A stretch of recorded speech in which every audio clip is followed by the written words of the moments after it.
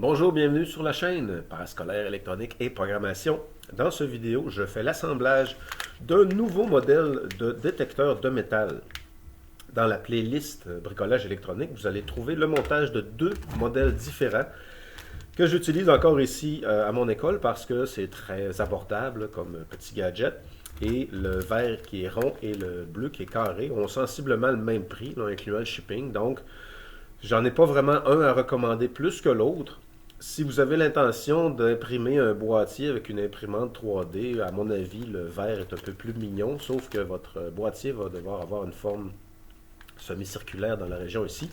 Et le modèle vert possède un petit trou qui sert à mettre une vis pour le fixer dans le boîtier, contrairement au modèle bleu qui a deux désavantages, on va dire, comparé au modèle vert, c'est que le modèle bleu n'a pas un terminal qu'on peut visser et dévisser pour mettre le fil. Donc, si jamais on veut récupérer notre fil pour utiliser à d'autres utilisations, bien, sur le modèle bleu, il va falloir couper ou dessouder.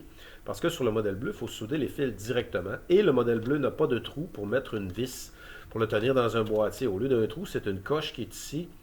Alors, je ne sais pas si ça tient par là où il y avait un genre de montage.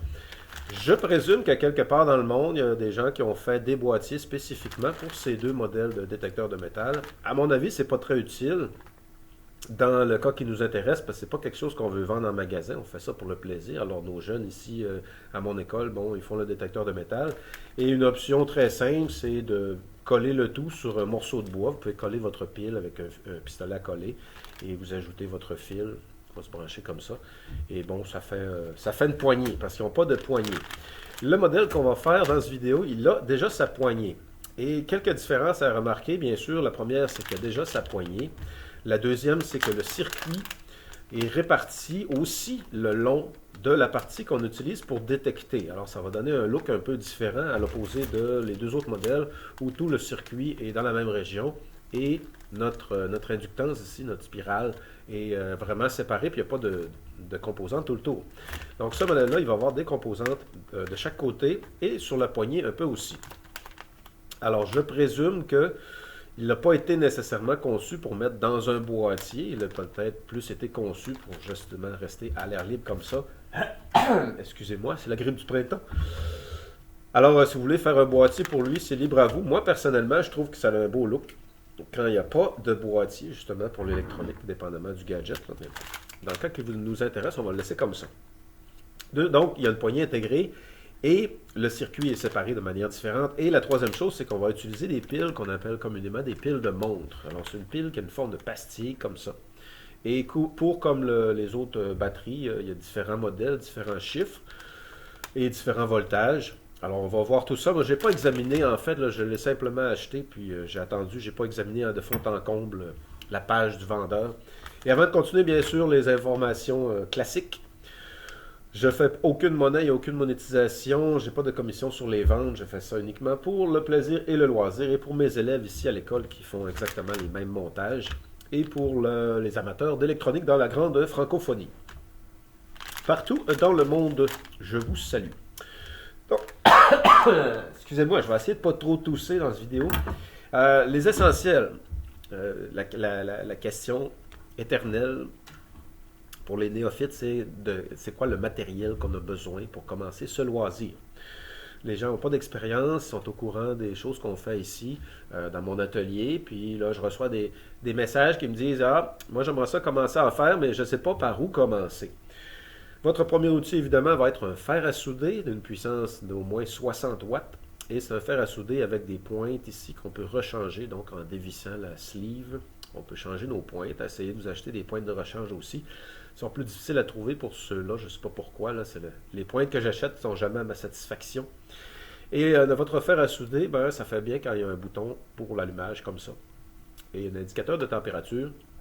Sur mon indicateur, je vais aller chercher 275 Celsius. J'appuie sur les deux boutons verts en même temps, je tombe en Fahrenheit. Deux boutons verts en même temps, on tombe Celsius. Et température, quand le fer est neuf, je vais utiliser 265.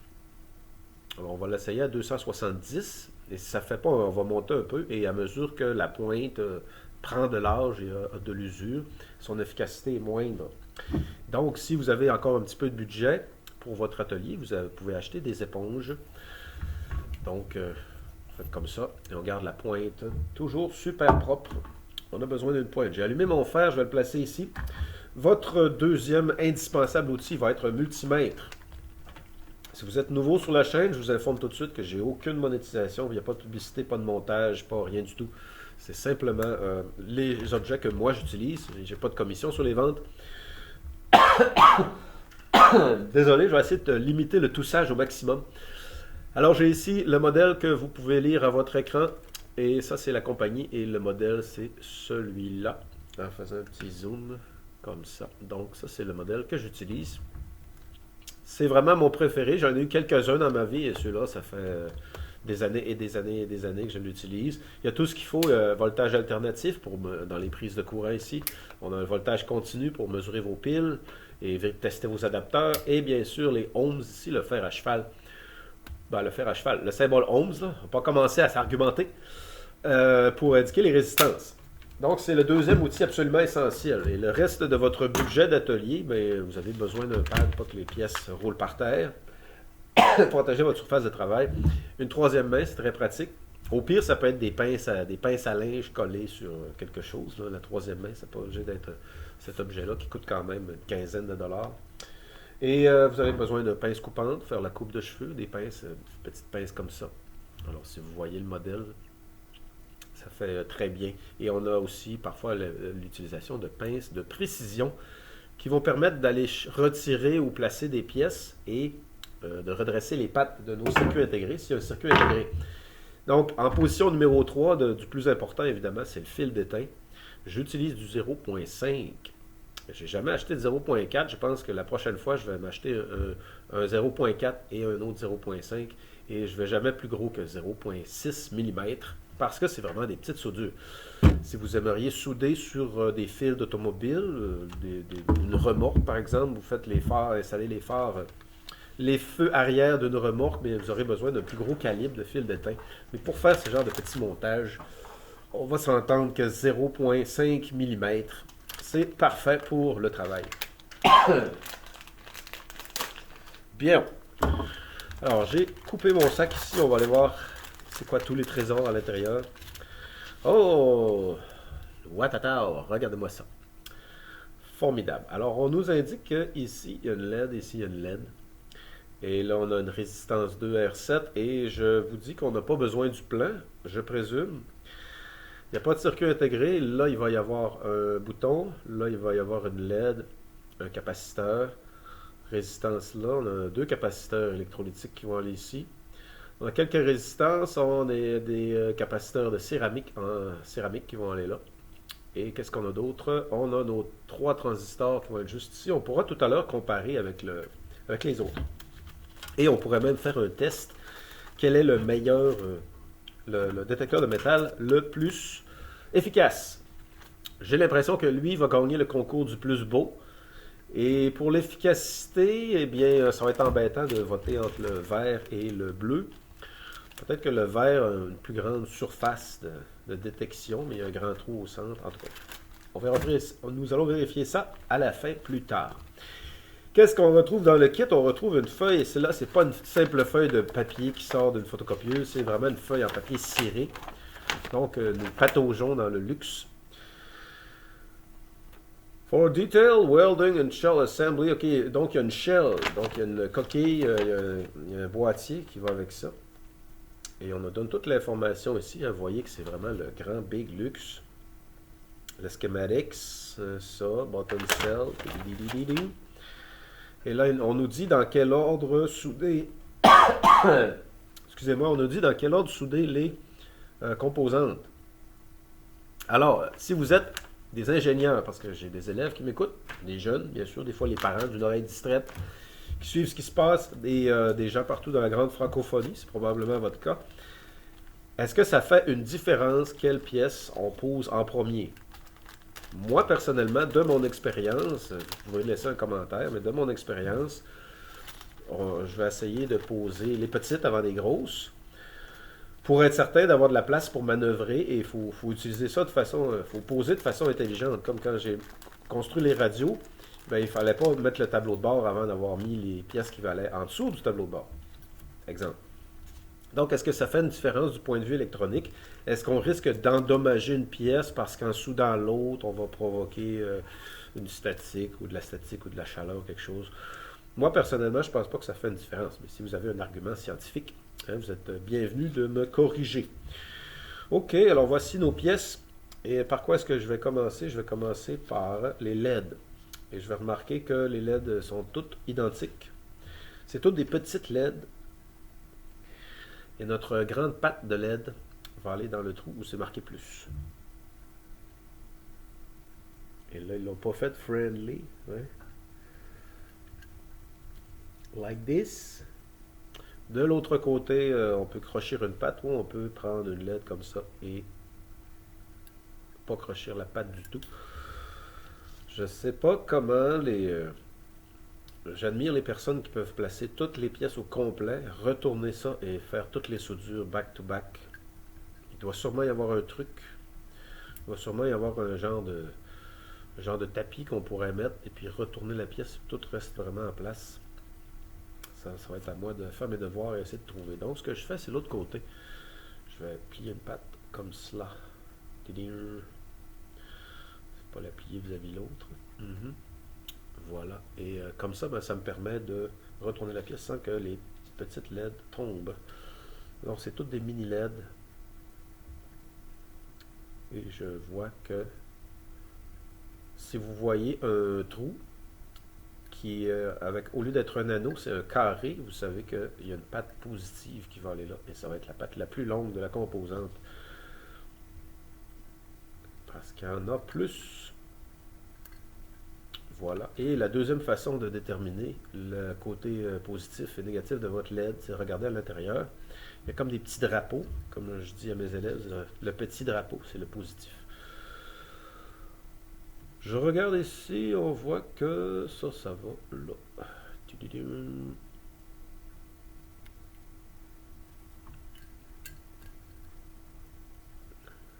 Voilà. Et je pense qu'il en restait une. Alors, où va-t-elle? Où va-t-elle? Où va-t-elle? Où va-t-elle? À moins qu'il y en ait envoyé une de trop. Ce qui arrive, pas tout à fait rare, une lettre de trop. Ou une composante de trop, tout simplement. Alors, on fait le tour ici. Est-ce qu'il nous reste une LED? Bon, ça va être lui. Capaciteur. 3 transistors. 6 transistors. Rien de moins. Et je pense que ça va rester comme ça. Donc, ils nous ont donné une LED supplémentaire. Et on va faire nos soudures. Et avant de faire les soudures, je vous rapproche de l'action. Like this. Bien, allons-y. Pour nos premières soudures, dans votre main secondaire, moi c'est la main gauche, on va avoir le fil d'étain et j'en laisse juste bien la longueur comme ça. Et si j'ai besoin de l'orienter pour que ce soit plus facile, on peut le plier comme suit parce que c'est vraiment le fil d'étain qui doit s'adapter. C'est le montage, c'est le gadget qui doit s'adapter à votre confort de soudure et pas le contraire. Donc on n'essaie pas de faire une soudure, on n'est pas des contorsionnistes. Et le fer à souder, on va le tenir comme si c'était un crayon, plus ou moins. Et on va le tenir le plus à la verticale possible. Légèrement angulé comme ça. Pas complètement à la verticale, mais un petit peu angulé. À angle, donc il va être peut-être à 80 degrés. Et je vais faire celle-là en premier. Donc, vous appuyez le bout du fer sur l'anneau et on fait faire fondre le fil là où le fer et l'anneau se rejoignent.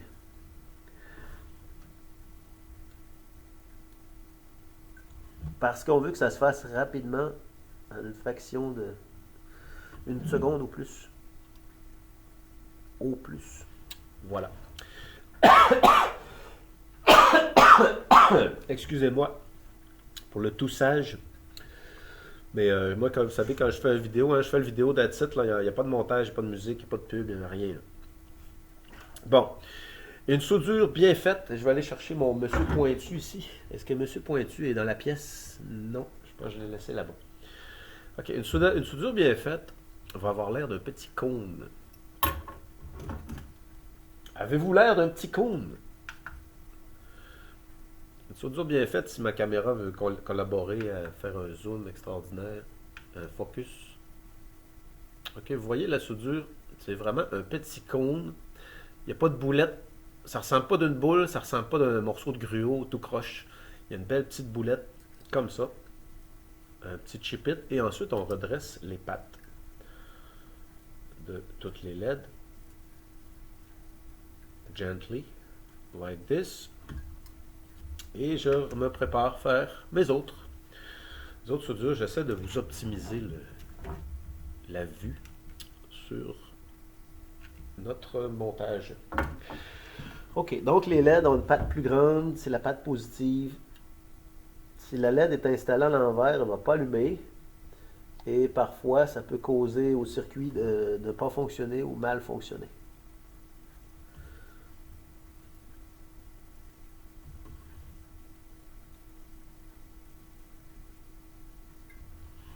Tadam! Finito! Ok, alors on a des soudures qui sont très, il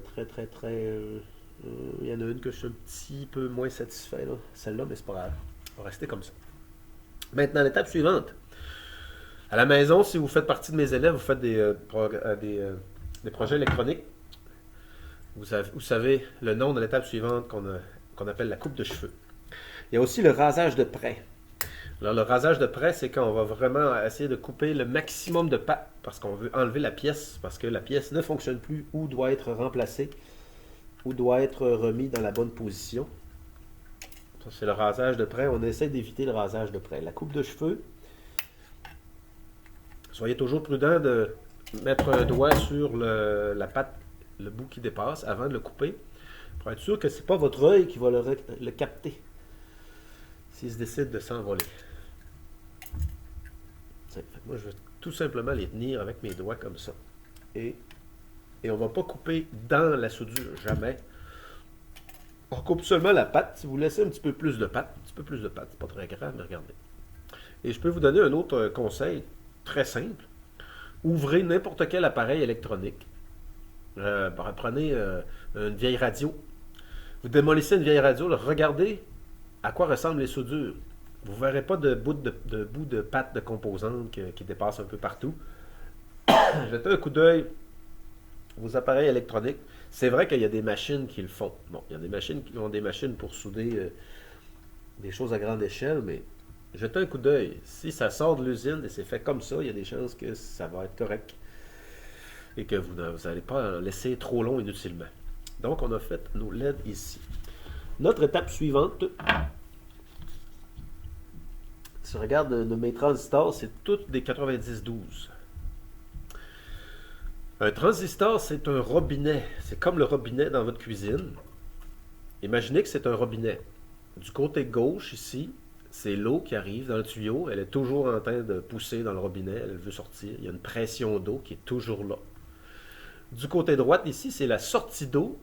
L'eau qui sort de votre robinet dans l'évier de cuisine pour aller dans le lavabo. Et la pine du milieu, la broche du milieu, c'est la main qui tient le robinet.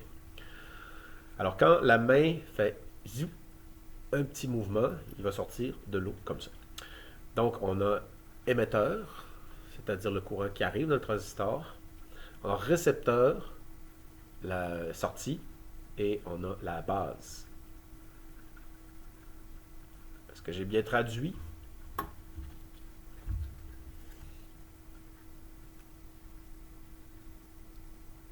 Je pense que j'ai fait une erreur de traduction, mais en fait, ce qu'il faut retenir, c'est qu'un transistor, c'est un interrupteur variable. C'est comme une switch. Avec un petit courant, on provoque le passage d'un plus gros courant. Et on peut utiliser les transistors pour faire des choses comme des amplificateurs audio. Vous allez dans un magasin de musique, il y a un amplificateur de guitare. Mais à l'intérieur, il y a des chances qu'il y ait un transistor. Ou du moins une forme de transistor. Et sur le transistor, il y a c'est le collecteur, c'est ça. Oui, haha. Oh, je vais passer mon examen quand même. L'émetteur à gauche, la base au centre et le collecteur à droite. C'est-tu bien ça? On voit que c'est un 90, c'est un 80-50 et le 80-50 va là. Émetteur, base, collecteur. si ma mémoire est bonne, sinon je suis prêt pour la punition. Vous allez regarder avec votre petit œil de souris, tout petit œil, vous allez voir, il y a des tout petits chiffres sur la face du transistor, ça l'indique son type.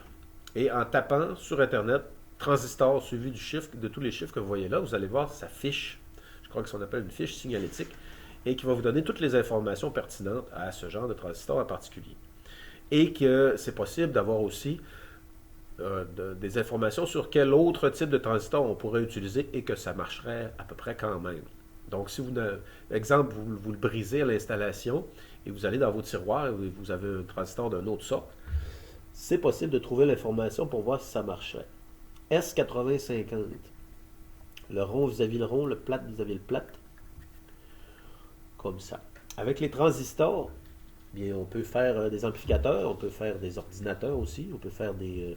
en fait, les ordinateurs, c'est des grosses piles de transistors miniaturisés. Et qu'est-ce qu'on peut faire d'autre? On peut faire des radios. Hein, là, ça prend un 9012 et j'ai dans les mains un 8050. On va le mettre là. Autre chose importante à vous souligner, si vous êtes dans les débutants qui débutent, un transistor, il ne faut pas essayer de l'asseoir complètement sur le board. Si vous le forcez, vous allez l'écarteler et l'endommager. Il y a déjà des protubérances d'aluminium ici qui l'empêchent d'aller complètement au fond. Alors ça vous rappelle qu'il n'est pas fait pour aller complètement au fond. Vous voyez de sa largeur de les pattes ici, c'est moins large que la largeur des trous sur le board. Donc on va le laisser comme ça. Et la deuxième raison, c'est qu'il faut qu'il respire. Donc l'air doit circuler librement sous le transistor parce que c'est souvent des pièces qui dégagent de la chaleur. Et il y a même des transistors, il faut leur coller un petit morceau de tôle pour aider à dégager la chaleur, qu'on appelle un heat sink. Alors j'en ai un autre ici, c'est un 8050 et il va aller là. Je surveille mon fer à souder pour ne pas brûler quelque chose accidentellement sur ma surface de travail. On a un autre transistor ici qui devrait être un 9012. Yes sir. Le transistor, l'invention qui a changé le monde. Ok, les inventions qui ont changé le monde, voyons voir. D'abord, c'est, of course, c'est la roue. Le levier, est-ce que ça a changé le monde? Je ne penserais pas. En fait, une vis, c'est une forme de levier, mais bref. La roue, après ça, ça a été l'électricité. Ensuite, le télégraphe. Et après le télégraphe, ça a été l'ampoule. Et après l'ampoule, on a eu le transistor. Et après le transistor, on s'est rendu au circuit intégré. Et l'Internet, hein, on peut dire. Et la prochaine invention qui va changer le monde s'appelle le quantum computing, qui va mettre au rencard toute forme d'ordinateur présente va être vue comme une charrette à bœuf comparée au quantum computing. Et ça, je ne serai peut-être pas là quand ça va arriver. Là, on a 92. Voilà. Vous remarquez bien sûr, si vous êtes néophyte, très important, ben, en fait c'est très important pour toutes les pièces quand même, c'est que le transistor a un côté plat et un côté rond, et sur le schéma, il faut s'assurer de mettre le plat vis-à-vis le plat et le rond vis-à-vis le rond. Et là j'ai 6 x 3, 6 x 3 soudures. Et on va placer ça ici comme cela. Et je vous rapproche la caméra. En fait, je voulais peut-être prendre la troisième main, mais je pense que je suis mieux sur le pad, plus à l'aise comme ça. Donc, je vous fais les soudures. Un gros plan. Oui, un gros plan. L'idée l'idée de la chaîne, c'était justement de donner la possibilité de voir les choses de près. Ok, j'essaie de vous montrer ça le plus de près possible. Bon, alors allons-y avec les soudures. On a des transistors, des 80-50 et des 90-12. Chose assez fréquente. Vous pouvez en acheter des boîtes, des caisses, un container. Ok, une. Aussitôt que le fer à souder arrive proche du vernis, vous voyez le vernis qui commence à faire des bulles. Je vais descendre mon fer à souder à 255. Et j'essaie d'arriver plus à la verticale. Et autre chose, c'est que mon fer à souder n'est pas très pointu. Il pourrait être plus pointu. Ce sera encore meilleur. Je n'aime pas le fait que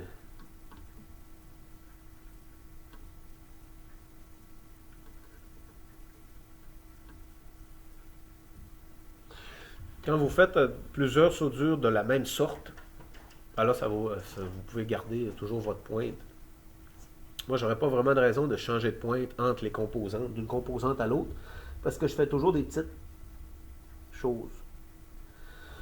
Par contre, si vous aimeriez souder, comme moi par exemple dans mon garage, je vais souder les lumières sur une remorque, mais c'est certain que si je veux utiliser ce fer à souder, j'aurais besoin de changer les pointes. Pour avoir des plus grosses pointes pour souder du plus gros calibre de fil.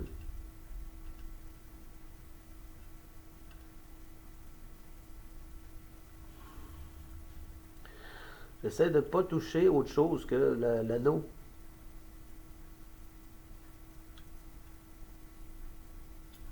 Ouais, c'est encore trop chaud à mon goût. On va descendre ça à 200. Excusez. Je vais descendre ma température à 230.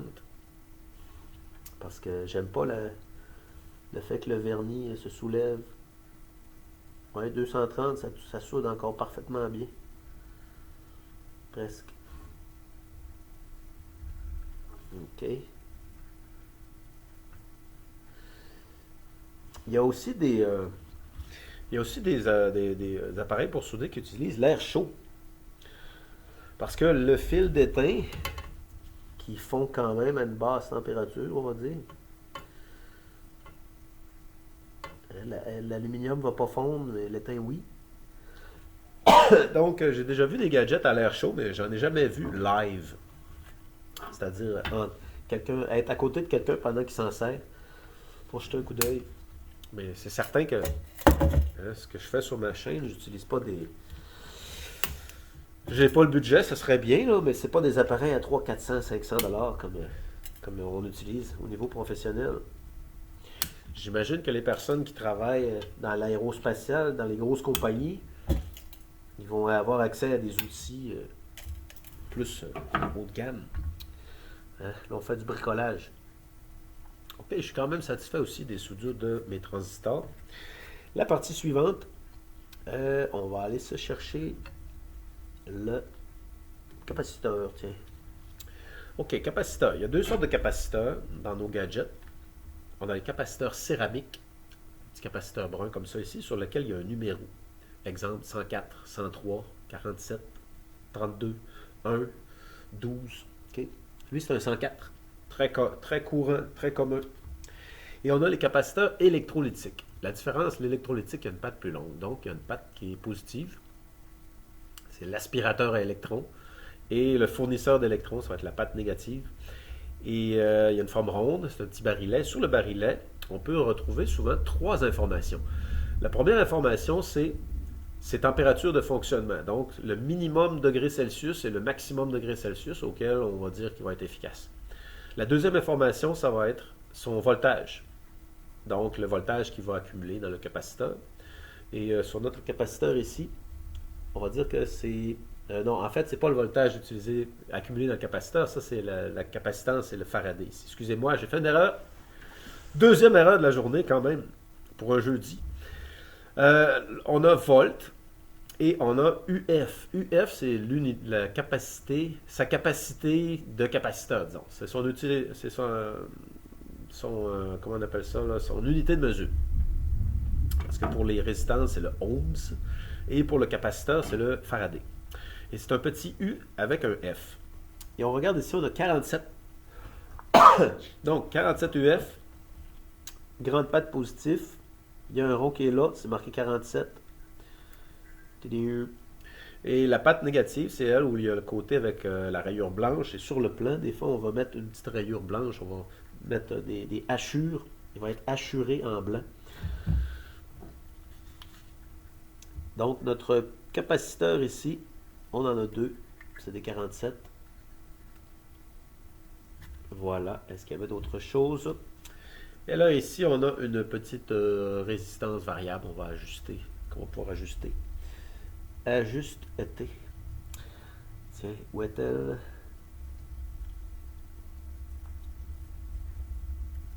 Comme ça. C'est carrément comme un potentiomètre. Vous savez, quand vous tournez le volume sur la radio, ben, c'est le même principe, sauf que c'est fait pour rester dans le boîtier. On l'ajuste une fois et on ne touche plus. Mais c'est carrément un potentiomètre. Alors ici, on aurait la pine du milieu Et on aurait là la pine à gauche et la pine à droite. Donc c'est une résistance qui va décider si la résistance se fait plus du milieu vers la gauche ou du milieu vers la droite. Comme cela, et celle-là, elle tient tout seul. On met ça à l'envers au soude. Donc qu'est-ce qu'on pourrait mettre aussi en même temps? Le buzzer. OK, le buzzer a aussi une patte positive qui va aller ici dans le trou carré où c'est marqué plus. Tadam! And it's ready to go. On va prendre une gorgée avant de tousser. Désolé si vous avez utilisé un casque d'écoute et fait des bruits. N'est-ce pas? Alors on y va. Pour la soudure, on est encore à 230 degrés Celsius sur notre fer à souder.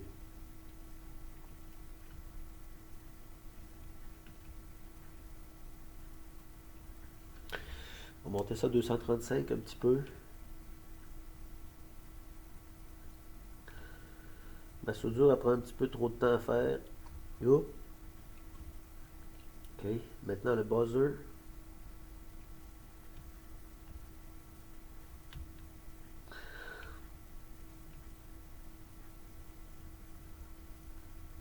Et je vous encourage, bien sûr, à collectionner du savoir. Vous pouvez aller voir sur d'autres chaînes aussi. Et un avantage aujourd'hui avec le AI, une des bonnes choses que le AI fait, c'est qu'on peut écouter des vidéos. On peut regarder des vidéos et la traduction audio va se faire automatiquement. Donc, ça peut être vidéo dans une autre langue, exemple l'anglais. Et si vous ne maîtrisez pas l'anglais, ben, vous pouvez utiliser les fonctions sur YouTube pour mettre la vidéo en français rudimentaire. Donc, ça vous donne un coup de main pour comprendre ce que l'œil n'a pas réussi à capter. Et si j'ai tort dans certaines techniques et certaines méthodes, eh bien, il n'y a pas de problème, là. Je ne suis pas le maître absolu de la soudure. Il y a sûrement des choses que je pourrais mieux faire, mais je vous demanderai jamais de penser que je suis un expert. OK? Qui fait que ça de toute la journée. Donc, on a fait nos soudures. On a soudé 2 capaciteurs électrolytiques. Et on a soudé le buzzer. On peut enlever maintenant le petit plastique dessus. Et on a notre résistance variable là. Et si, encore une fois, est-ce que c'est un trim pot? Je pense que on appelle ça aussi un trim pot. Trim, pour trimer. Alors voilà le résultat où nous en sommes. OK. Qu'est-ce qu'on a ici? On a des... Encore une fois, c'est aussi des capaciteurs d'un autre modèle. Plus caramel, c'est un 102. Et notre capaciteur 102, je pense que c'est le capaciteur 6, ils en ont mis 3 là.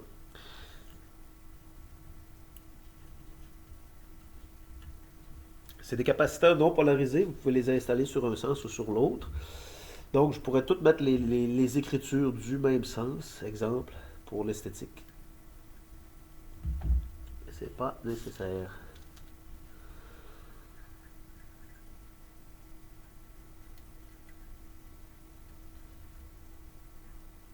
Et c'est des capaciteurs de 1 UF. Alors maintenant, ici, j'ai un 104.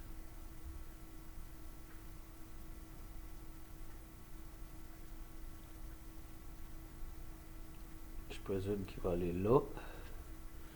Like this. L'autre va aller ici.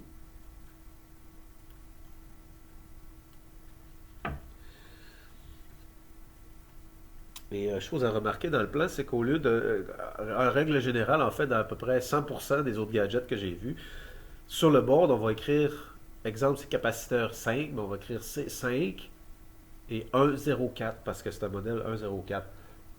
Sur celui-là, ils ont marqué sa capacitance en ultrafaraday. Et sur le plan, ça dit, OK, ils ont mis les piles en premier. C'est moi pas ce que je ferais, mais c'est pas grave. Et ces capaciteurs-là vont bel et bien là, et les 3 autres vont bel et bien là. En fait, c'est le plan le plus luxueux que j'ai jamais vu. en couleur, en papier ciré. Là, on a des résistances, ok. Transistor 9012 de 2 là. Les autres transistors qu'on a fait. Adjustable resistor. Vous voyez, je vous l'avais dit, c'est un résisteur ajustable. Résisteur ajustable 100 ohms. Et ici, on a nos capaciteurs électrolytiques. C'est le plein le mieux fait. Je vais leur donner 100% pour le plein. Ok, fait qu'on a placé des trucs. On crochit nos pattes et on soude. Like this. On va crochir celle-là. Ok. Bon. Je pense que je vais faire la technique d'une patte à la fois. Parce que je veux pas que la composante soit vraiment au-dessus de tout le reste. Alors ce que j'aime faire, c'est en souder juste une patte. Je retourne et je vais aller appuyer sur ma composante. J'aurais pu l'accrocher plus, là. Mais c'était pas assez chic. Ok, ok, comme ça. Celle-là, celle-là. J'aime ça quand c'est vraiment proche du bord. Like this. Alors je fais les autres.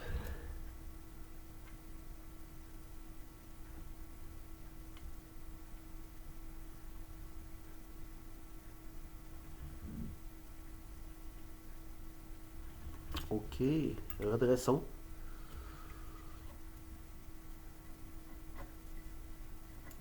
Je vous dirais que c'est un beau modèle.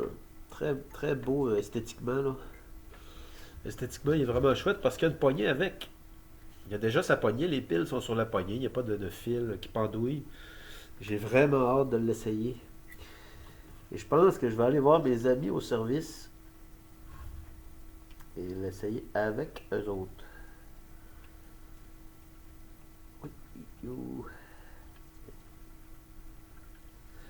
Quand je l'ai commandé, j'ai pas vérifié s'il y avait déjà les piles avec.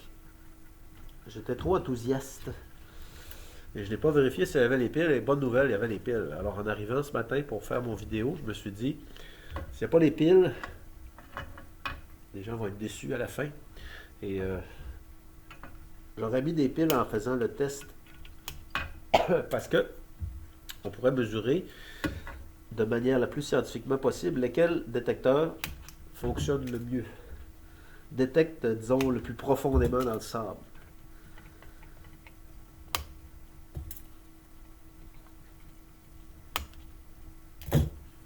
Ok, regardez-moi ça comme c'est joli. Tadadadadam. Pièce suivante va être le super bouton.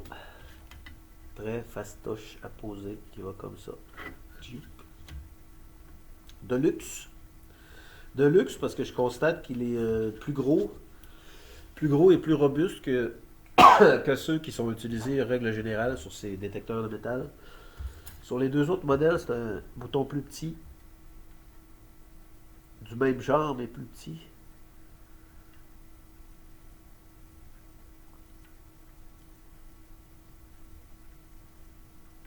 Là, je crains que j'ai fait une gaffe. Ouais, c'est ça. Regardez comment c'est laid. Oh, qu'est-ce qu'on fait? On appuie dessus.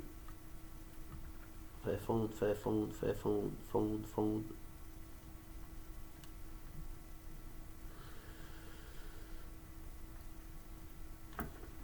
Oh, il est croche. Bravo. Bravo.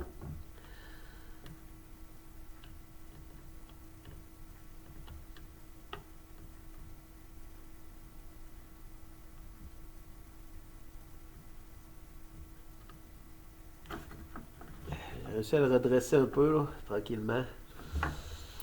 En appuyant dessus. Faire fondre un, faire fondre l'autre.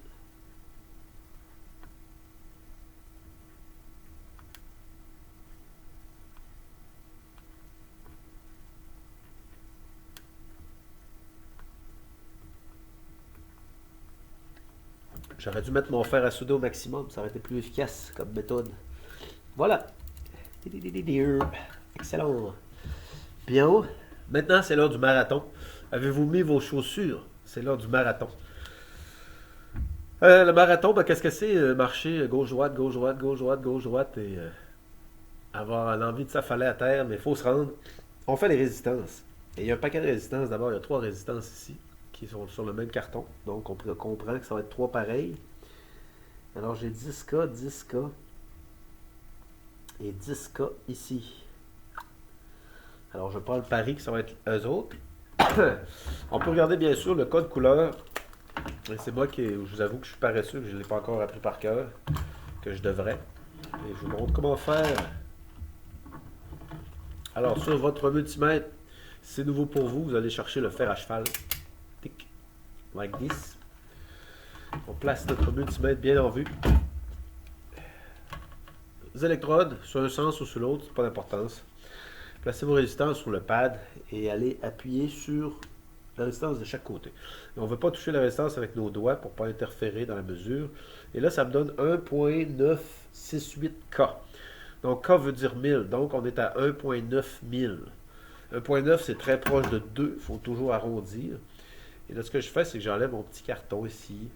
Et je les plie comme ça. Et je plie l'autre patte comme ça aussi. On fait une petite broche. Voilà. Et là, c'est des 2000. On va chercher nos 2000. 2K. Celle-là. Et il y en a une autre. Excuse me. Ici.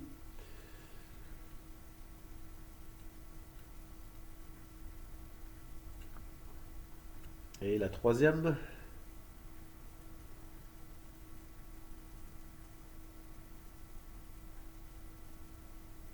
Il n'y a pas de troisième. Ouais. C'est tout 2000. On a 10, on a 100, 200, 1000, 10 000, 100, 10 000. Et c'est tout. On a une de plus. Allons-y pour les autres.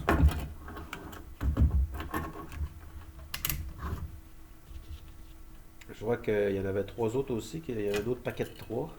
Juste pour être sûr. Et oui, c'était bien 2000. Ok, si c'est 2000, on le met de côté avec notre lait d'orpheline.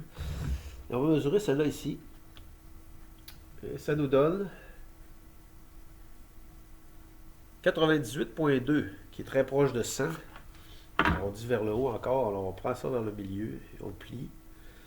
On plie, d'ailleurs c'était marqué sur le petit carton ici. Ça. Comme ça, comme ça.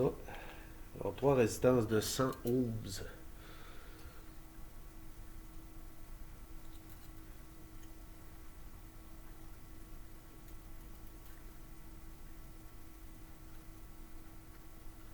Et la résistance en ohms n'est pas nécessairement l'indicateur de la chaleur que ça va dégager. Le rating de la chaleur, ça va être en watts. Donc, si une résistance est très forte, ça ne veut pas dire qu'elle va chauffer nécessairement plus. Ça dépend de l'ampérage et du voltage qu'on utilise et de son rating en watts. Donc, le ohm, on avait 100 ici. Et on avait 100 ici. Ah non, c'était pas 100, lui, c'était 100. C'était 100 000. Ah, il y a une erreur. On avait 10 000, 10 000, 10 000, mais c'est pas 10 000, c'est 100. C'est juste 100. Donc, il y en a une là. Ici, on avait une 2000 qui se sauve. OK. Et l'autre, c'est pas une 100, pas tout, c'est une 100. Ouais, non, c'est une 100, je suis correct, c'est un R. J'avais vu un cas. Bon, ben, je vois qu'il y a juste, il y en a juste 2. Il y en a une là et une là. Qu'est-ce que le plan nous dit? Solder. Start the button. Souder les résistances. Ils ont mis ça en première étape. OK. Fait qu'on va faire ce qu'on a fait là. Ouais, on va souder. Est-ce qu'on les fait tout de suite? Ou on peut placer les autres? On va y voir pour les autres. Il y en a de résistance de surplus, vraisemblablement. Et on va mesurer l'autre. Et après ça, ça va être le bloc pile. Après ça, on teste. Donc, on est rendu à 9.8K, c'est-à-dire 9.8 000, 9820. Et c'est proche de 10. 9 est proche de 10, donc 10 000.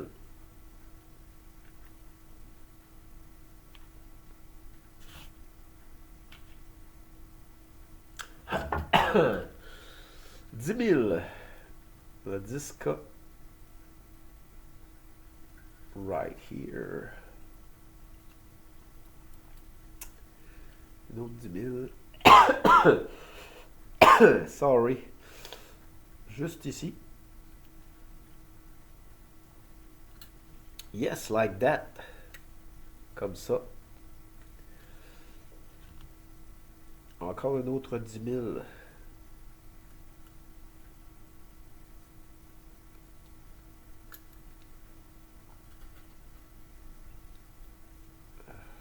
Plier comme ça. Like this. Et là, est-ce qu'il me reste une place pour un autre 10 000? Et non. Et notre dernière, ça va être une 200 000. Donc, j'ai encore une autre résistance de plus. Et notre dernière, c'est une 200 000. Et je présume que ça va être ça. Vous voyez, 200K, 200 000. Il y en a une de plus. Donc, dans ce kit, on nous a fourni 3 résistances et une LED en surplus qui vont aller dans le tiroir de pièces.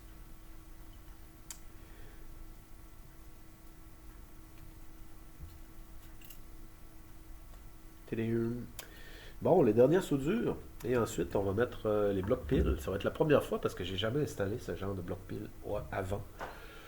Vous allez être témoin dans cette vidéo de l'échec ou le succès. On espère le succès. Ok, on y va. Allons-y. Nos résistances. Pour faire le multimètre, économiser les piles. Et on y va avec les résistances.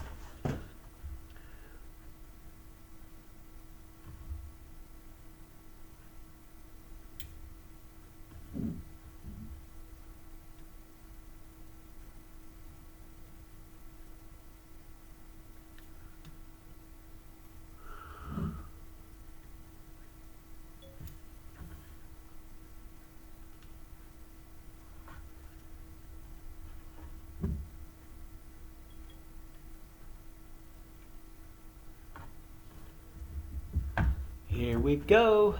Haha. Voilà, on redresse les pattes comme cela.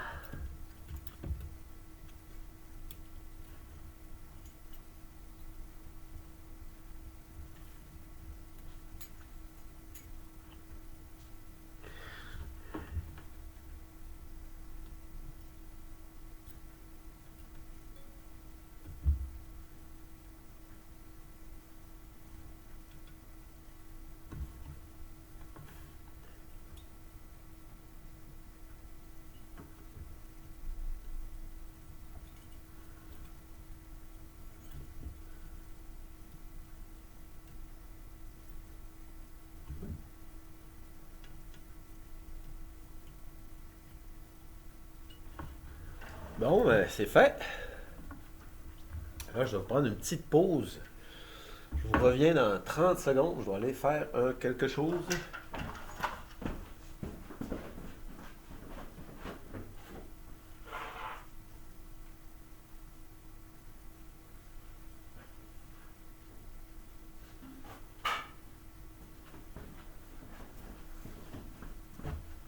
Maintenant, la coupe de cheveux est suivie de l'installation l'installation du bloc pile. Donc, allons-y pour la coupe de cheveux.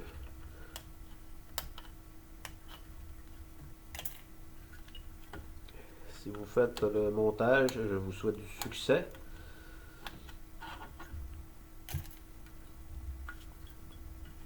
C'est un très beau petit gadget. Meilleur que les autres parce qu'il y a la poignée intégrée et le bloc pile est dans la poignée. Donc imaginez si le bloc pile n'était pas dans la poignée, il faudrait encore traîner un fil avec une pile, un truc. Et là, tandis que cette fois-là, watch out, tout est inclus. Donc ici, nos blocs piles vont s'assembler un peu comme le même principe que les terminaux sur le modèle vert qui est ici. C'est que c'est un terminal, sauf que de contenir un fil, il va contenir une pile. Et on va avoir des broches de bon calibre. Alors, ça va être le temps de sortir vos restants de fil d'étain de gros calibre si vous avez du .8. Et vous voulez finir de passer vos restants de fil d'étain. OK, là, comment ça s'installe? Je pense que ça doit aller sur ce sens-là, comme ça. Si je ne m'abuse, je pense que ça devrait aller à peu près comme ça. Voilà. Like this. Je pense que c'est comme ça. Ok, allons-y pour le premier. Je suis pas convaincu. Je suis pas convaincu que mon setup va me faire une belle soudure. Je pense que le crocodile va venir m'aider. Oh! Oh! Non! Que faire? Mais que faire?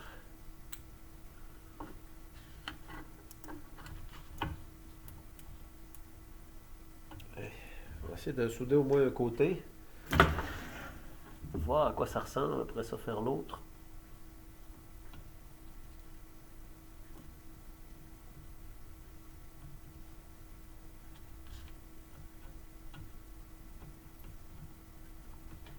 Ok, pas pire.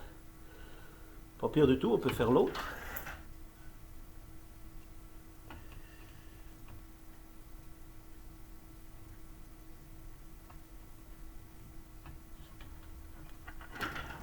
Ok, là, les soudures sont peut-être pas les plus belles.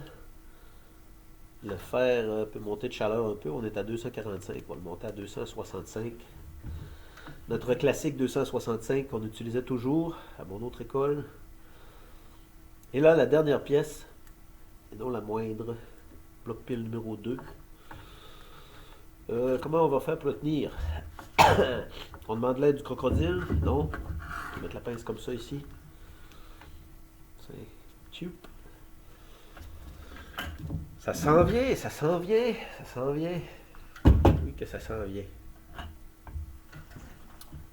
Avant-dernière soudure.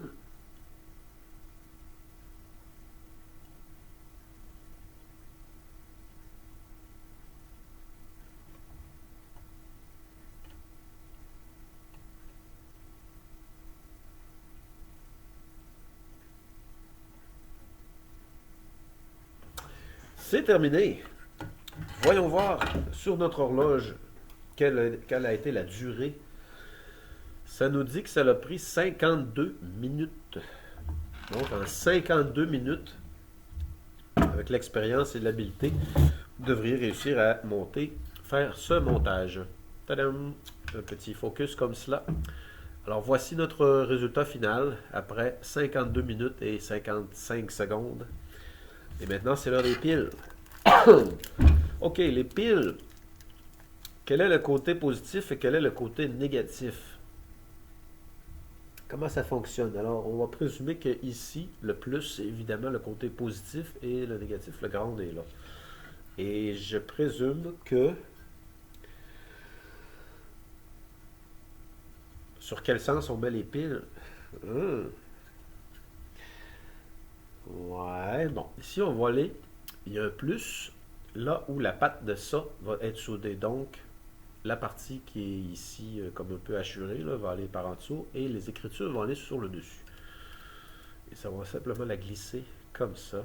Et là, peut-être qu'on va découvrir soudainement l'endroit où il fallait placer l'autre LED. Là, je vois qu'il y a une LED allumée. Ça ne veut pas dire que c'est juste une pile, ça veut dire que le bouton est à on. Et maintenant, attention, fermez ça, mettre l'autre pile. Et voici le grand moment après exactement 54 minutes et 6 secondes de vidéo. Comment on va tester ça? On appuie là-dessus. Ok, bon, l'ajustement, j'ai le tournevis plat ici. Pour faire un détecteur de métal,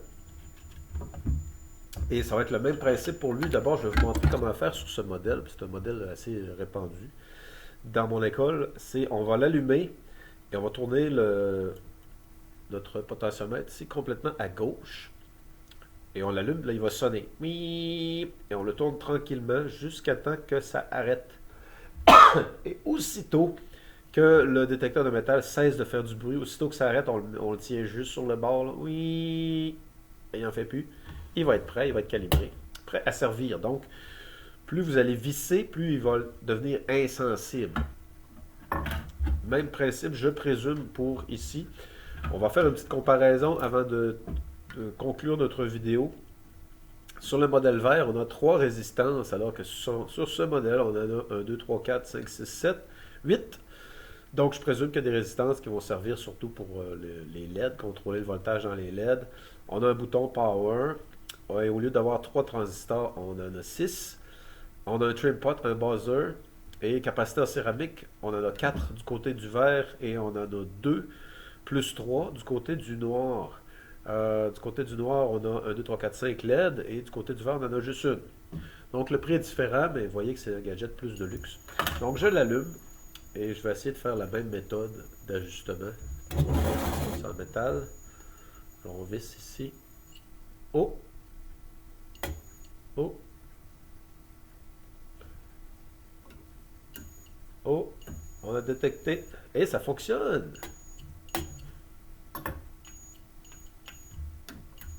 Oh, j'avais quelque chose en métal dans mon poche.